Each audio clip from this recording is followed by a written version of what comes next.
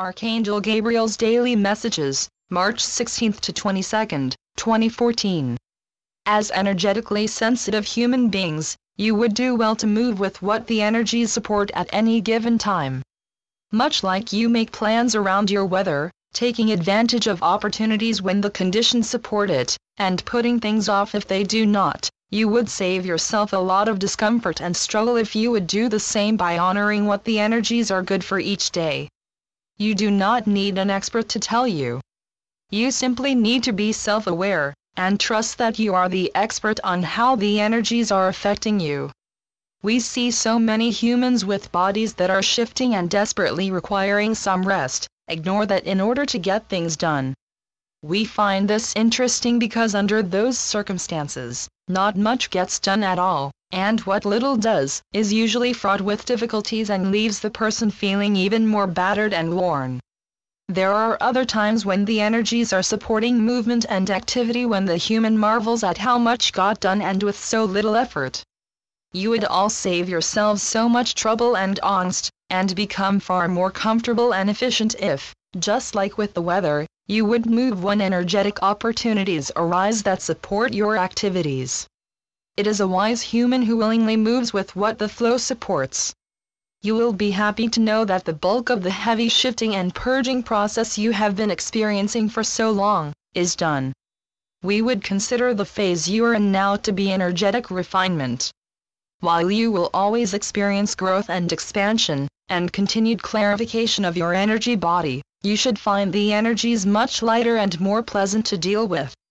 There may still be occasional pockets of intensity, but the overall lightening of the load, combined with your expertise in working with energies by this point, should make for an easier overall experience. From this new energetic space you will find yourself looking forward, in earnest, to what your next grand adventure will be. Yes, dear ones, the winds of empowered change are blowing. Dear ones, if you were looking at a table filled with food from eye level, it would be very difficult for you to see everything that was on the table. You would see the offerings that were right in front of you, but would not be sure what exists beyond those items. You might, for example, only see a big carton of milk right in front of you. You really desire orange juice, but because all you see is milk, you might feel like you are stuck with milk.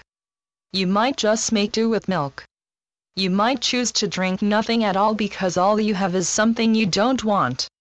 It never occurs to you that orange juice is just a request away, because you cannot be sure it even exists for you. The universe is looking at your table. It can effortlessly see all the endless potentials that are available to you, that you simply cannot see from your vantage point. All you need to do is to ask, and to trust that if you can imagine it, it is a viable option.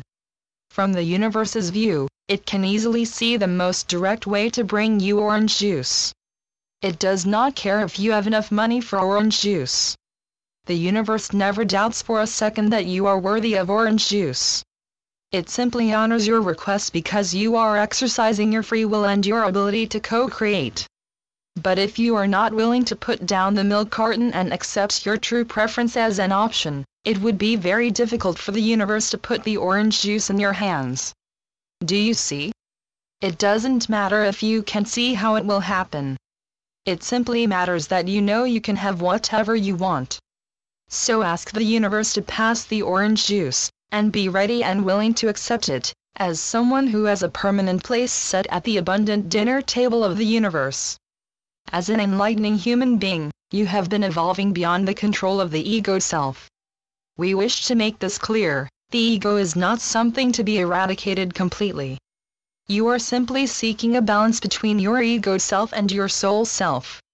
As you move into unity consciousness, it means practicing the inclusion of all things, including that ego self, which is necessary for having a human experience. The best way to explain it is this way. The ego is the expert on the one, on your singular life experience. The soul is the expert of the greater whole and your connection to the universe. Can you see how both would be essential to navigate your life if you are in the body? Many enlightening human beings are on the planet with service contracts and are very good at helping others and struggle with self-nurturing. This would be an area where the ego would be very helpful. So here's a radical idea. Why not take your ego out on the date? Ask it what you could do to pamper and love yourself. It will be excellent at letting you know what that is. The ego self only wishes to know that it will remain important in your life if you continue on your enlightenment process. You can send it love, reassure it and play with it in empowered ways, as you step into your authenticity and embrace your ascension process. If you think of it like a mischievous, sometimes demanding child, you can chuckle at its antics while letting the wise, qualified part of you, your soul self, make the big decisions. If you could just shift into the idea that each and every being on your planet is incredibly powerful and having the exact experience they wish to have, you would move into the complete acceptance that creates the deep peace your soul craves. If you could also understand that each of you have the power to change your experience, you would embrace being the co-creator of your life expression and truly start to live your life in earnest. Acceptance, faith and authentic power, dear ones. Those are the game changers. The greatest cause of strife and discontent is the perception of lack, a limited universe, and powerlessness. These beliefs lead to fear, worry, depression, anxiety, doubt, resistance, angst, war, discord, poor health, and crime. Dear ones, those ideas cause such discomfort because they are contrary to universal truths. They feel so awful, so you will not want to stay in those energies. Life is not a cross to bear. It is not some grand series of tests you are being graded on. Suffering is not a prerequisite of reward. These are all old belief systems that perpetuate the old lack and fear-based systems. You are infinitely powerful beings who are part of an infinitely abundant universe. As you start to accept that, your focus begins to change. You start to see the abundance that abounds, and through your gratitude and focus, experience even more of it. From there, you begin to sense your truth and power, and will begin to create anew, from a far firmer foundation of authenticity. As each person on your planet starts to embrace their divinity in these ways, the entire human experience will begin to shift to contain far more joy, contentment, love, peace and harmony. And that, dear ones, is exactly what is creating the new earth and supporting this grand age of enlightenment you are now in.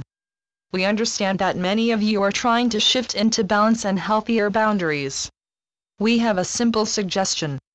To find the healthy boundary in any given situation, simply ask yourself, am I willing to accept as much as I am giving? Or, am I willing to give as much as I am receiving? You might also wish to stop and ask yourself, is this coming from the heart? Will it lead to resentment? Is it truly empowering to all involved? This takes the focus off what other people are doing, and keeps it about you, and each specific situation. Of course, as with all things, the changes you seek always begin within. Archangel Gabriel. Channeled by Shelley Young. TrinityEsoterics.com